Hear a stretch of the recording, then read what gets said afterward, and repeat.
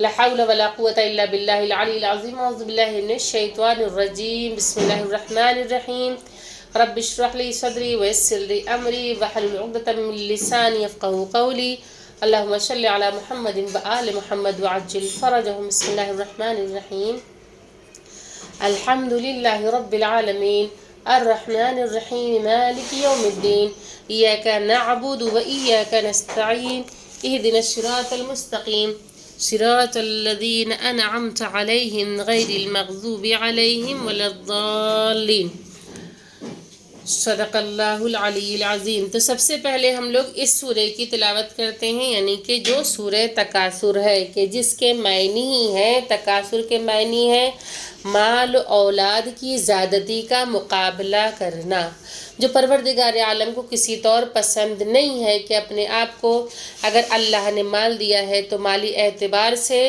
انسان اس بات پہ فخر کرے اور کسی کو نیچا سمجھے، اپنے سے کمتر سمجھے اس وجہ سے کہ وہ اس کے پاس مال نہیں ہے، یا اولاد کی بنیاد پہ کہ اس کے پاس اولاد نہیں ہے میرے پاس اولاد ہے۔ تو ان تمام چیزوں کے بارے میں پروردگار تنبیہ کرتا ہے ایسے لوگوں کی۔ تو درس کا آغاز کرتے ہیں۔ اعوذ باللہ من الشیطان الرجیم بسم اللہ الرحمن الرحیم الہاکم التکاثر حتی زرتم المقابر كلا سوف تعلمون ثم كلا سوف تعلمون كلا لو تعلمون علم اليقين لترون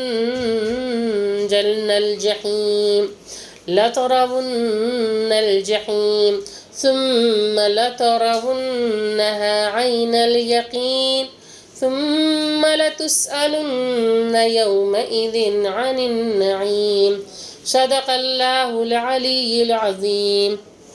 یہ سورہ کے جس طرح سے اس کا آغاز ہوتا ہے کہ اس میں پروردگار عالم آغاز کر رہا ہے کس طرح سے کہ بنام خدائے رحمان الرحیم، الہاکم التکاثر، تمہیں باہمی مقابلے کثرت مال و اولاد نے غافل بنا دیا ہے۔ یعنی کہ تکاثر یعنی طلب کثرت و مال و جاہ یا باہمی تفاخر، یعنی آپس میں فخر و مباحات کرنا، کس لیے؟ اپنے مال کی وجہ سے فخر کرنا کہ پروردگار نے مجھے مال کی فراوانی دی ہے، یا اولاد کی وجہ سے فخر کرنا کہ پروردگار عالم نے مجھے اولاد کی فراوانی دی ہے، اور ایک دوسرے کو اس چیز سے ایک دوسرے کو پست دکھانا۔ تو ان تمام چیزوں سے اللہ نے روکا ہے، کیونکہ مال و جاہ، کثرت مال اور کثرت اولاد، یہ دو مصائب ہیں جو انسان کو پست ترین منزل تک پہنچا دیتے ہیں۔ یہ قرآن جو یہ سراپا ہدایت ہے، اور پروردگار عالم کس طرح سے تمام باتوں کو، تمام آیتوں کو واضح کر کے بتا رہا ہے کہ یہ دو چیزیں جو ہیں یہ مصائب ہیں جو انسان کو پست ترین منزل تک پہنچا دیتے ہیں، اور تفاخر کا سرچشمہ یا انسان کا جہل ہوتا ہے، احساس کمتری۔ مولا کائنات نے ایک خطبے میں اس سورہ کی تفسیر فرمائی ہے جو انسان کا دل ہلا دینے والی ہے، انسان کو جی جھوڑ کے رکھ دینے کے لیے کافی ہے۔ یہ دونوں چیزیں کیا ہیں؟ مال و اولاد ایک طرح سے امتحان ہے کہ پروردگار عالم نے اگر عطا فرمایا ہے تو اس کے بعد اللہ نے تنبیہ بھی کی ہے، اس کے بارے میں اللہ نے سختی بھی برتی ہے کہ دیکھو مال و اولاد کی بنیاد پہ تم ایک دوسرے کو نیچا مت دکھانا، ایک دوسرے پر فخر نہیں کرنا، کیونکہ یہ تمام چیزیں کیا ہیں؟ یہ سب عارضی چیزیں ہیں۔ اس کائنات میں جتنی بھی چیزیں یہ سب عارضی چیزیں ہیں، یہ سب فنا ہو جانے والی چیزیں۔ انسان ان تمام چیزوں پہ اگر فخر کرتا ہے تو پھر خداوند کریم کو یہ تمام چیزیں ایسا پسند نہیں ہے۔ یہ سب کہ اللہ خود فرماتا ہے، اس آیت کا جو ترجمہ ہے کہ تمہیں باہمی مقابلے کثرت مال و اولاد نے غافل بنا دیا، یہ تمام چیزیں انسان کو غافل کر دیتی ہیں۔ پھر اس کے بعد حتی زرتم المقابر، یہاں تک کہ تم قبروں سے ملاقات، یہاں تک کہ تم نے قبروں سے ملاقات کر لی۔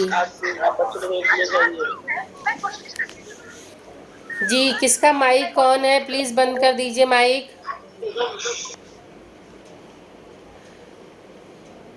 مائک بند کر دیجئے. جی اس کی دوسری آیت میں کَلَّا سَوْفَ تَعْلَمُونَ، یہاں تک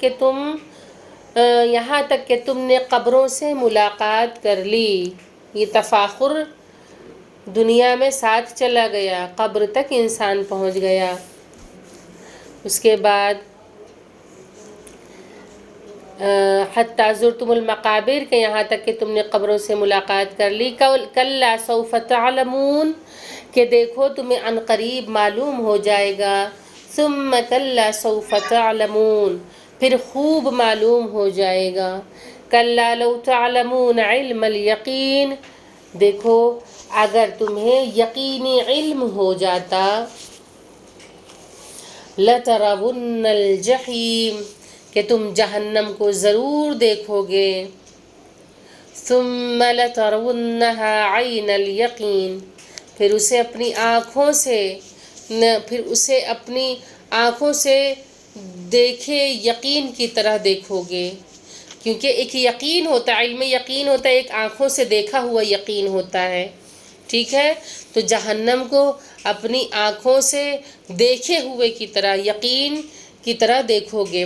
پھر اس کے بعد ثُمَّ لَتُسْأَلُنَّ يَوْمَئِذٍ عَنِ النَّعِيمِ، اور پھر تم سے اس دن نعمت کے بارے میں سوال کیا جائے گا. یعنی کہ جو نعمتیں پروردگار عالم نے دنیا میں دی ہیں، کہ جیسا پروردگار عالم یہاں تنبیہ کرتا ہے مال و اولاد کی کثرت کا مقابلہ کرنے والوں کو، کہ جو واقعاً وہ غافل ہیں اور وہ غفلت میں ہیں، اور اللہ کو ایسے لوگ پسند نہیں ہیں. مقابر جو ہوتا ہے مقبرے کی جمع ہوتا ہے، یعنی قبروں، کئی قبروں کو مقبرہ کہا جاتا ہے. مقبرہ ایک قبر ہوتی ہے، اور کئی قبر جو ہوتی ہے اسے مقابر کہا جاتا ہے، یعنی وہ جمع ہے. عین الیقین جو ہے وہ یقین کے پہلے مرحلے کا نام ہے. یعنی کہ ہمیں یقین تو ہے لیکن آنکھوں سے دیکھا نہیں ہے، پر یقین ہے. ٹھیک ہے، بہت ساری چیزیں ہیں ایسی کہ یقین ہے لیکن ہم نے آنکھوں سے دیکھا نہیں ہے.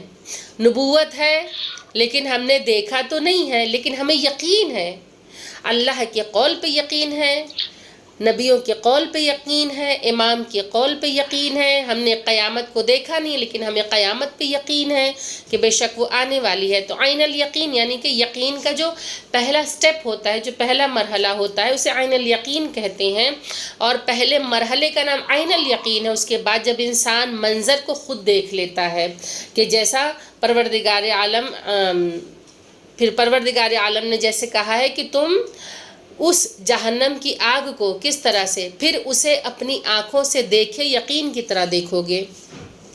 کہ پھر علم الیقین کی منزل ہوتی ہے پہلا مرحلہ، کہ انسان جو ہے پہلے مرحلے میں یقین رکھتا ہے لیکن آنکھوں سے دیکھا نہیں ہے. اور پھر اس کے بعد جب انسان منظر کو خود دیکھ لیتا ہے تو اس کا یقین جو ہے وہ عین الیقین کی طرح، عین الیقین کی منزل تک پہنچ جاتا ہے، یعنی آنکھوں سے دیکھا ہوا یقین. ٹھیک ہے، سمجھ میں آیا؟ تو اس طریقے سے جی. مقبرہ مطلب ایک قبر؟ مقبرہ ایک قبر کو کہتے ہیں، اور مقابر یعنی بہت ساری قبروں کو کہتے ہیں. ٹھیک ہے، کبھی آپ لوگوں نے ایسے دیکھا ہوگا، اگر اینشنٹ ہسٹری وغیرہ کا کچھ ایسا ہوگا، یا میرے خیال سے تو ہر سٹیٹ میں کہیں نہ کہیں مقبرے تو پائے ہی جاتے ہیں. کیونکہ پرانے دور میں جو سلاطین ہوتے تھے، جو بادشاہ ہوتے تھے، وہ لوگ اپنی قبروں کو بہت ہی اچھے طریقے سے پریزنٹ کرنا چاہتے تھے کہ مرنے کے بعد بھی ان کو شو آف کرنا ہے. تو وہ یادگار کے طور پہ اس طریقے کا اپنا مقبرہ پہلے سے بنوا کے رکھتے تھے، پھر اسی میں دفن ہو جاتے تھے. تو جو ایک قبر ہے وہ مقبرہ ہے. ٹھیک ہے، کسی بھی قبر کے بارے میں. لیکن اب آج کے دور میں مقبرہ صرف اسے کہا جاتا ہے کہ جو ہسٹوریکل چیزیں یا آرکیولوجیکل چیزیں جو باقی ہیں اس کو مقبرہ کہتے ہیں. حالانکہ مقبرہ قبر کو کہا جاتا ہے، اور مقابر قبروں کی جمع ہے، یعنی بہت ساری قبریں. ٹھیک ہے، انسان نے ساری زندگی، اللہ کس طرح سے فرماتا ہے خداوند کریم اس سورہ میں، کہ انسان نے ساری زندگی مال اور کثرت اولاد کے مقابلے میں گزار دی. یعنی اسی پہ فخر کرتا رہ گیا کہ میرے پاس کثرت مال ہے، میرے پاس کثرت اولاد ہے. تم سے زیادہ اولاد ہے، تو کیا فرمایا کہ انسان نے ساری زندگی مال اور اولاد کی کثرت کے مقابلے میں گزار دی، ایک دوسرے کو دکھانے میں، ایک دوسرے پہ فخر کرنے میں، اپنی طاقت کا مظاہرہ کرنے میں، چاہے وہ مالی اعتبار سے ہو چاہے وہ اولاد کے اعتبار سے ہو۔ تو اور یہ بات بالکل ذہن سے نکل گئی کہ یہ چیزیں ہمیشہ رہنے والی نہیں ہیں اور ان کا حساب بہرحال ہونے والا ہے۔ ایسے افراد سے روز قیامت النعمتوں کے بارے میں ضرور سوال کیا جائے گا کہ کہاں سے جمع کیا تھا اور کہاں خرچ کیا تھا، ورنہ کھانے پینے کی چیزوں کا حساب لینا کریم کی شان کے خلاف ہے۔ لیکن اللہ جو ہے یہ ضرور پروردگار عالم اس کے بارے میں سوال کیے گا، تو اگر مال دیا تھا تو تم نے اسے کس مصرف میں لگایا، خرچ کہاں کیا، اور اگر اولاد دی تھی تو تم نے اس اولاد کی پرورش کس طرح سے کی، اسے کس راستے پر لگایا۔ اس کے بارے میں بھی سوال ہوگا، کیونکہ کل ہم لوگ جب سورہ پڑھ رہے تھے تو ایک جملہ جو کہا تھا کہ والدین کی اطاعت واجب ہے۔ بے شک ہر اولاد کو چاہیے کہ اپنے والدین کی اطاعت کرے اور ان کے سامنے اپنے شانوں کو جھکا کے رکھے، ان کی آواز پہ اپنی آواز کو بلند نہ کرے، کیونکہ پروردگار عالم فرماتا ہے خود قرآن مجید میں کہ اگر کسی نے اپنے والدین کے سامنے افتک کر دیا تو وہ عاق والدین کا شکار ہو جاتا ہے۔ یعنی عاق وہ ہوتا ہے کہ جس پہ جنت کی خوشبو حرام ہے۔ لیکن ایک چیز اور ہے کہ جس طرح اللہ سوال کرے گا مال کے بارے میں، اولاد کے بارے میں، تو بعض اوقات ایسا ہوتا ہے کہ اپنی لاپرواہی کی بنیاد پہ اولاد کے ذریعے والدین بھی عاق ہو جاتے ہیں۔ یہ بھی ہے کہ صرف والدین کا حق نہیں ہے، شریعت نے یہ صرف والدین کو حق نہیں دیا ہے، بلکہ اولاد کے ذریعے بھی والدین عاق ہو جاتے ہیں اگر انہوں نے اپنی اولاد سے نظریں پھیر لیں یا اپنی اولاد کی طرف پلٹ کر نہیں دیکھا یا اپنی اولاد میں کے ساتھ انہوں نے اس طریقے سے سلوک نہیں کیا، وہ حق ادا نہیں کیا جیسا حق ادا کرنے کے لیے شریعت نے کہا ہے۔ تو دونوں کے حقوق کو بیلنس کرنا شریعت کا نام ہے۔ تو جس طرح سے والدین کے لیے مطلب کہ اولاد پر والدین کی اطاعت واجب ہے، اسی طرح سے اولاد کی بہترین پرورش کرنا والدین کے اوپر واجب ہے۔ تو اللہ جو ہے سوال کرے گا مال کے بارے میں اور اولاد کے بارے میں، ان تمام چیزوں کے بارے میں اللہ سوال ضرور کرے گا۔ تو اور یہ دونوں چیزیں دنیا میں امتحان کا سبب ہیں کہ خداوند کریم جو ہے ان کے ذریعے امتحان لیتا ہے۔ یا جیسے کہ میں نے ایک مثال دی تھی جناب سلیمان علیہ السلام کی، خداوند کریم نے ان کو پوری کائنات پہ حکومت عطا فرمائی تھی، ان سے بڑا بادشاہ کوئی نہیں گزرا دنیا میں، کہ اللہ نے ان کو ہر چیز پہ حکومت دی تھی، یہاں تک کہ ہوا پہ، جنات پہ، چینٹیوں پہ، دنیا کی ہر چیز پہ، ہر خشکی و تری پہ اللہ نے ان کو حکومت دی تھی۔ لیکن بعضی روایات میں یہ پایا جاتا ہے کہ ایک وقت ایسا آئے گا کہ قیامت میں لوگ اپنا حساب کتاب دے کے جنت میں داخل ہو جائیں گے، لیکن جب جناب سلیمان علیہ السلام جو سب سے پیچھے جائیں گے۔ کیوں جائیں گے؟ کیونکہ ان کے پاس سلطنت بہت بڑی تھی، تو جتنا بڑا رتبہ، جتنا بڑا سٹیٹس، جتنا زیادہ مال، جتنا زیادہ انسان کے پاس جو ہے اقتدار ہوگا، اسی اعتبار سے پروردگار عالم سوال بھی کرے گا۔ تو حساب کتاب جو ہے خداوند کریم کے سامنے بہت سخت ترین ہونے والا ہے۔ کہ جناب بہلول دانا کا قصہ آپ لوگوں نے سنا ہوگا کہ جناب بہلول جو ہیں وہ کس طرح سے اپنی دیوانگی میں بھی، حالانکہ وہ دیوانے تھے نہیں، لیکن محبت اہل بیت میں انہوں نے خود کو اس طرح کا بنا لیا تھا، کیونکہ وہ دور ایسا تھا جب اہل بیت یعنی ائمہ طاہرین علیہم السلام کے چاہنے والوں کو قتل کر دیا جاتا تھا، مار دیا جاتا تھا۔ تو بہت مشکل سے وقت کے امام سے ان لوگوں نے کانٹیکٹ کیا، تو امام جو ہے امام موسیٰ کاظم علیہ السلام کا زمانہ تھا شاید، تو امام صرف اور صرف جیم لکھ کر دے پائے، یعنی اس قدر سخت پہرا تھا امام کے اوپر کہ امام جو ہے کسی سے نہ مل سکتے تھے، نہ کسی سے بات کر سکتے تھے، نہ کسی کے سوال کا جواب دے سکتے تھے۔ تو جب جیم لکھ کے دیا تو جیم سے جو 3 لوگ تھے ان لوگوں نے جیم سے، ایک نے جنون اختیار کیا، ایک نے جلاوطنی اختیار کی. تو اسی طرح سے مطلب تینوں لوگوں نے اپنے حساب سے جیم کا مطلب نکالی، یعنی ایک نے وطن چھوڑ دیا، جلا وطن ہو گیا، اور ایک نے جنون، یعنی کہ یہ جو بہلول دانہ جنہیں کہا جاتا ہے، انہوں نے جنون اختیار کر لیا اہل بیت کی محبت میں.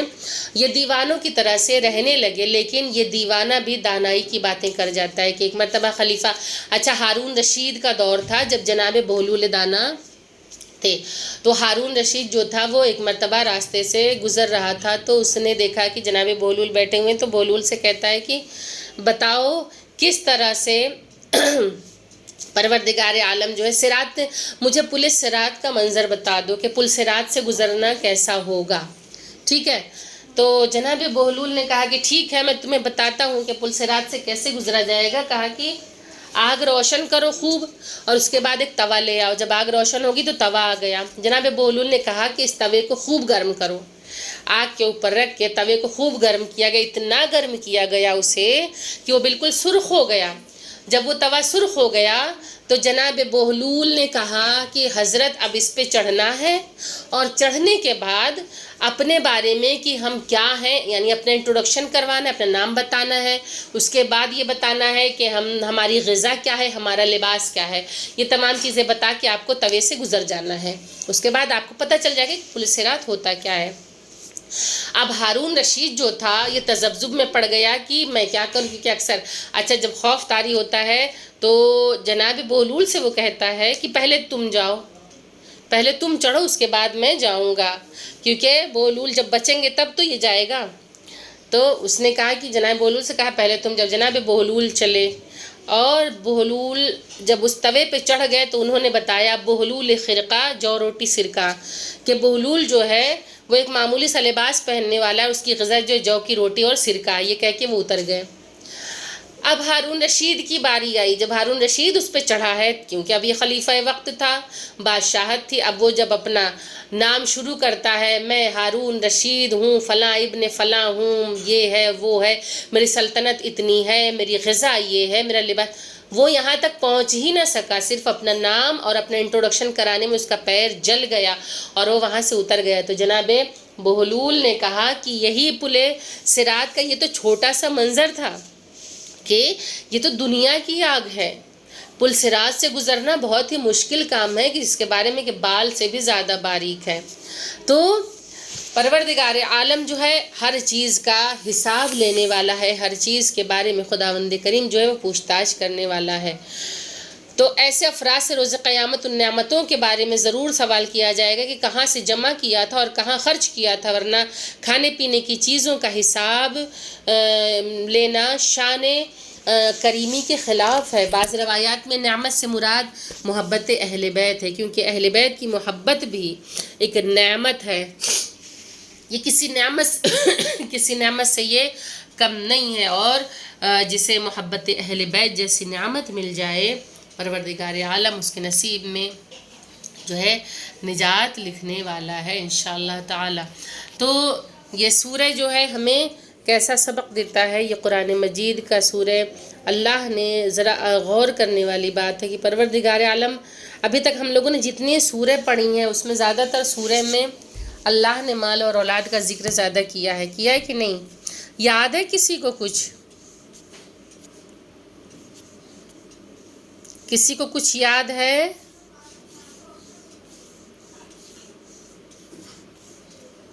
مکمل خاموشی.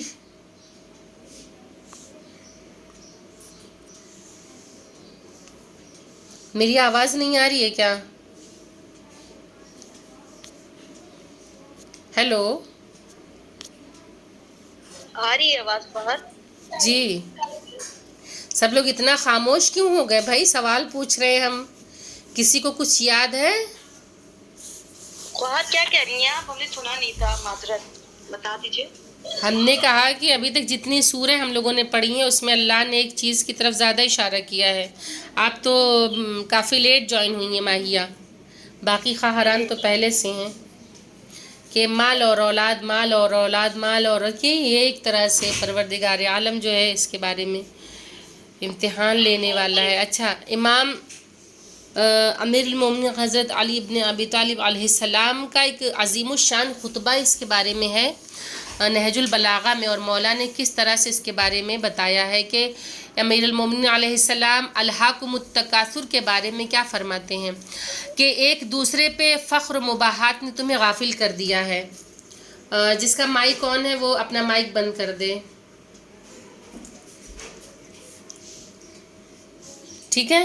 کہ امیر المومنین علیہ السلام اس کی تفسیر کچھ اس طرح سے بتاتے ہیں کہ ایک دوسرے پر فخر و مباحات نے تمہیں غافل کر دیا، یعنی رسول اللہ صلی اللہ علیہ وآلہ وسلم نے فرمایا جب ابن آدم کہتا ہے مالی و مالی، یعنی یہ میرا مال ہے، یہ میری ملکیت ہے، یہ میرا گھر ہے، یہ میری جگہ، یعنی یہ تمام چیزیں کہ جہاں میں انسان کی جڑ جائے، مالی و مالی، جب انسان ہر بات کو میرا مال میرا مال، یہ میرا مال کہتا ہے، تو تیرا مال نبی کریم فرماتے ہیں تیرا مال صرف وہی ہے جو تو نے کھا لیا ہے، جس کو تو نے کھا لیا ہے اسے فنا کے گھاٹ اتار دیا ہے، یعنی جو تو کھا چکا ہے بس وہی تیرا مال ہے، یہ نبی کریم کا جملہ ہے، اور جسے تو نے کھا لیا اسے فنا کے گھاٹ اتار دیا ہے، یا جو تو نے پہن لیا ہے بس تو نے اسے پرانا کر دیا ہے، یا وہ مال جو تو نے صدقات کے طور پر دے دیا ہے، بس یہی مال انسان کا ہے، باقی انسان تمام چیزوں کے بارے میں سوچتا رہے، پراپرٹی، بینک بیلنس، کچھ نہیں۔ نبی کریم نے فرمایا جو تو نے کھا لیا وہی صرف تیرا مال ہے، اور اسے تو نے کھا کے فنا کے گھاٹ اتار، یعنی کہ وہ کھا پی کے ہضم ہو گیا ہے، وہ فنا ہو چکا ہے، یا وہ لباس جو تو نے پہن کے پرانا کر دیا ہے بس یہی تیرا مال ہے۔ نہج البلاغہ میں شاہ ولایت جناب امیر المومنین علیہ السلام یعنی مولا کائنات حضرت علی ابن ابی طالب علیہ السلام نے سورہ کی تلاوت کے بعد فرمایا کہ دیکھو، اچھا وقت جو ہے کتنا بھی باقی ہے، ٹھیک ہے 5 منٹ۔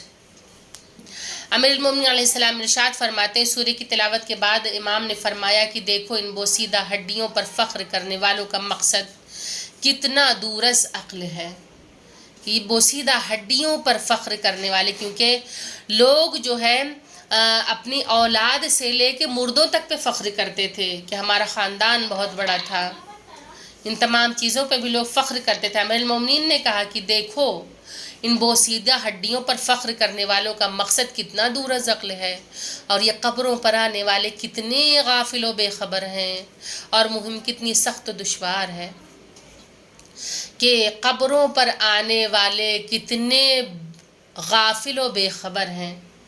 انسان کو کیوں کہا جاتا ہے کہ وہ قبرستان کا چکر ضرور لگائے، تاکہ انسان یہ یاد رکھے کہ مجھے پلٹ کے اسی طرف آنا ہے، اسی شہر خاموشہ میں ہی ایک مسکن تیار ہونا ہے، پھر تمام چیزیں دنیا میں رہ جائیں گی، پھر چاہے وہ مال ہو، چاہے وہ بینک بیلنس ہو، چاہے وہ پراپرٹی ہو، چاہے وہ اولاد ہو، یہ تمام چیزیں کچھ بھی ہو، یہ تمام چیزیں یہیں کی یہیں رہ جانے والی ہیں۔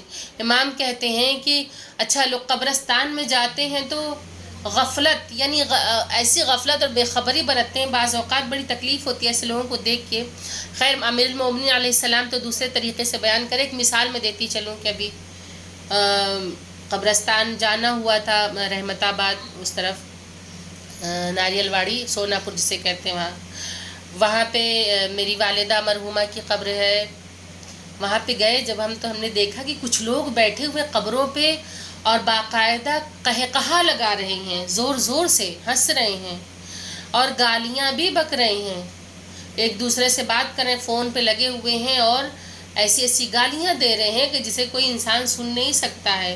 افسوس کی بات یہ ہے کہ قبرستان میں آنے کے بعد بھی انسان اگر نہ سمجھے اپنی بازگشت کو، انسان نہ سمجھے کہ اسے کس طرف جانا ہے اور کس طرف جا رہا ہے، اگر غفلت برتتا ہے تو پھر ایسے لوگوں کا تو بس اللہ ہی حافظ ہے۔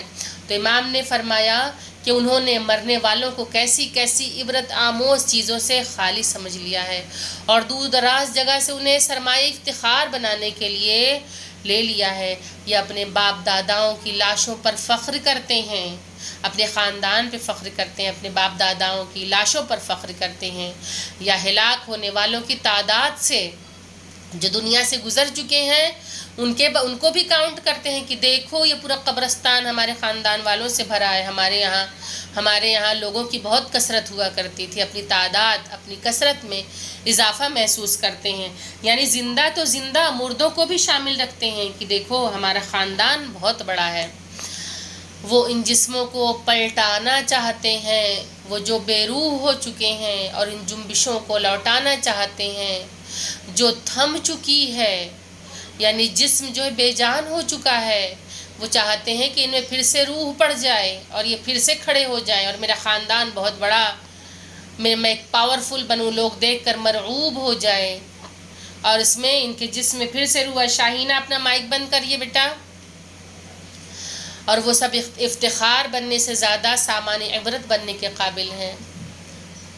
ان کی وجہ سے عجز و فروتنی کی جگہ پر اترنا عزت و سرفرازی کے مقام پر ٹھہرنے سے زیادہ مناسب ہے. انہوں نے چندھیائی ہوئی آنکھوں سے انہیں دیکھا اور ان سے عبرت لینے کے بجائے جہالت کی گہرائیوں میں اتر پڑے. اگر وہ ان کی سرگزشت کو ٹوٹے ہوئے مکانوں اور خالی گھروں کے صحنوں سے پوچھے تو وہ کہیں گے کہ وہ گمراہی کی حالت میں زمین کے اندر چلے گئے اور تم بھی بے خبری کے عالم میں ان کے عقب میں بڑھے جا رہے ہو، یعنی ان کے تعاقب میں تم بڑھے جا رہے ہو. کہ بہت سارے ایسے مکانات ہیں، ایسے سویلائزیشن آپ دیکھیے، یہ تمام چیزیں عبرت حاصل کرنے کی ہیں کہ بڑی بڑی سویلائزیشنز جو ہیں وہ بالکل ختم ہو گئیں، وہ دب گئیں، منو مٹیوں کے نیچے وہ چلی گئیں. نہ تو ان کا مال ان کے کام آیا، نہ تو ان کی کثرت اولاد ان کے کام آئی، نہ تو ان کی پراپرٹی انہیں بچا سکی. سب کچھ تھا ان کے پاس، عیش و عشرت کی زندگی وہ گزار رہے تھے. آج بڑے بڑے مقبرے آپ دیکھیے کیا ہے، یہ سب نشان عبرت ہیں جو ان کی شان و شوکت بتاتے ہیں کہ اپنے زمانے میں وہ کیا تھے. ایسے لوگ تھے کہ جو مخمل کے بستروں پہ سوتے، مولائے کائنات نے بتایا ہے مخمل کے بستر پر سوتے تھے، عالیشان محلوں میں رہا کرتے تھے، نرم بستروں پہ وہ سویا کرتے تھے.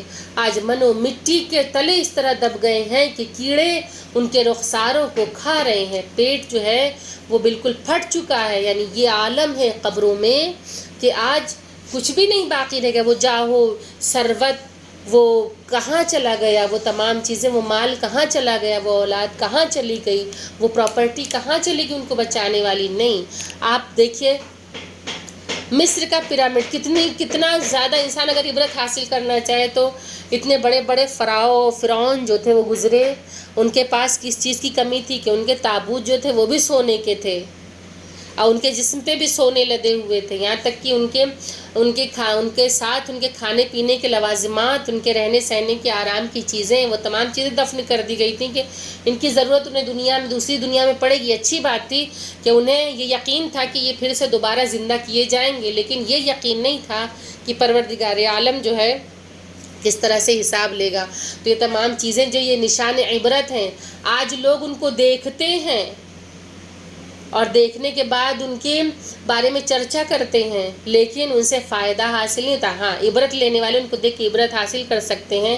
یہ بڑے بڑے سلاطین ہیں، آج میوزیم میں رکھے ہوئے ہیں، اور ان کا جو سونا تھا وہ قبر کے لٹوروں نے لوٹ لیا. آج پوری دنیا صرف انہیں دیکھتی ہے، صرف ان کو دیکھ کے چلی جاتی ہے. کوئی ہے جو ان کے لیے دعائے خیر کر دے؟ کوئی نہیں ایسا ہے. وہ گمراہی کے گھپ اندھیروں میں رہنے والے لوگ، بظاہر تو ان کے پاس بہت کچھ تھا لیکن کچھ بھی نہیں تھا کہ جب مٹی کے نیچے چلے گئے تو تمام چیزیں ختم ہو گئی تھی. یہ سورہ جو ہے، یہ سورہ انسان کو اشارہ دے رہا ہے کہ غفلت نہ برتو بلکہ ہوشیار ہو جاؤ، کہ تمہیں باہمی مقابلے کثرت مال و اولاد نے غافل بنا دیا ہے. تم اس غفلت سے باہر آ جاؤ، ٹھیک ہے. اس کے بعد یہاں تک کہ تم نے قبروں سے ملاقات کر لی، یعنی قبر میں دفن ہو گئے. دیکھو تمہیں عنقریب معلوم ہو جائے گا، پھر خوب معلوم ہو جائے گا. دیکھو اگر تمہیں یقینی علم ہو جاتا اگر تم جہنم کو ضرور دیکھو گے، پھر اسے اپنی آنکھوں سے دیکھے یقین کی طرح دیکھو گے، اور پھر تم نے اس دن نعمت کے بارے میں تم سے اس دن نعمت کے بارے میں سوال کیا جائے گا. یہ رہی آج کی سورہ. صدق اللہ العلی العظیم. ان تمام چیزوں کو اوور آل تمام چیزیں پڑھنے کے بعد ہمیں جو سبق ملا ہے، جو سیکھ ملتی ہے، اس کو آبزرو کرنے کے ساتھ اللہ سے اچھی امیدیں لگانا چاہیے، کیونکہ پروردگار عالم اپنے فضل کی بنیاد پہ ہماری مغفرت کرے، ورنہ اگر عدل کی بنیاد پہ اللہ ہمیں ہمارا حساب کرنے لگے گا تو ہمیں نجات کا ذریعہ نہیں ملنے والا ہے۔ تو اللہ سے اچھی امید لگائے کہ وہ خداوند کریم رحمان و رحیم ہے، وہ پروردگار ہم سب کو اپنے فضل و کرم سے بخش دے گا انشاءاللہ الہی آمین، اور اللہ ہم سب کو صراط مستقیم پہ ثابت قدم رکھے۔ وآخر الدعوان ان الحمد للہ رب العالمین، اللہم صلی علی محمد و آل محمد وعجل فرجہم۔ السلام علیکم، خدا حافظ۔ التماس سے دعا خاہر ضیاء کی کلاس کا ٹائم ہو گیا۔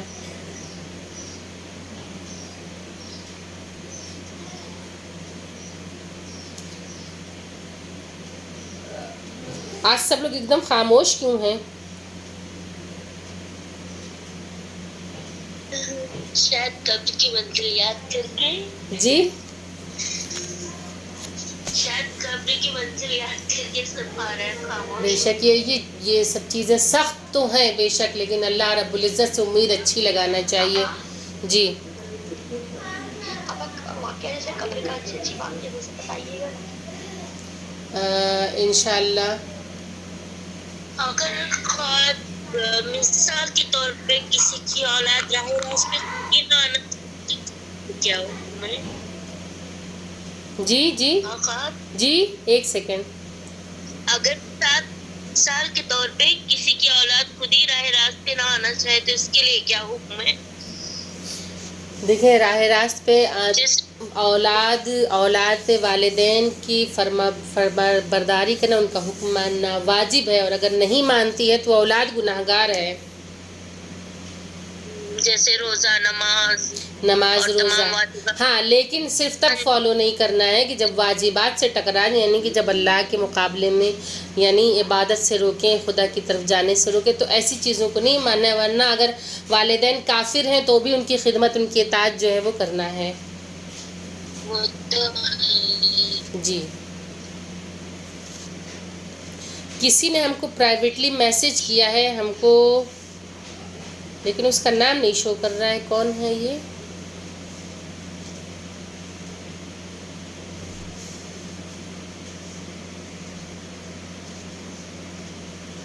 ٹھیک ہے خاہر ضیاء کی کلاس کا ٹائم ہو رہا ہے۔ علمہ، جی علمہ، ہلو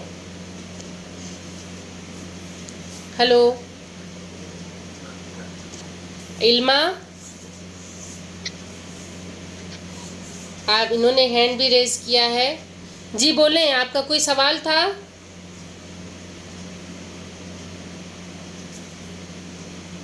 چلیں، شاید میسج کر کے خاموش ہو گئی۔ ٹھیک ہے، انشاءاللہ کل ملاقات ہوگی۔ اوکے، کل ہم لوگ پھر پڑھیں گے۔ چلیں، خدا حافظ۔ التماس سے دعا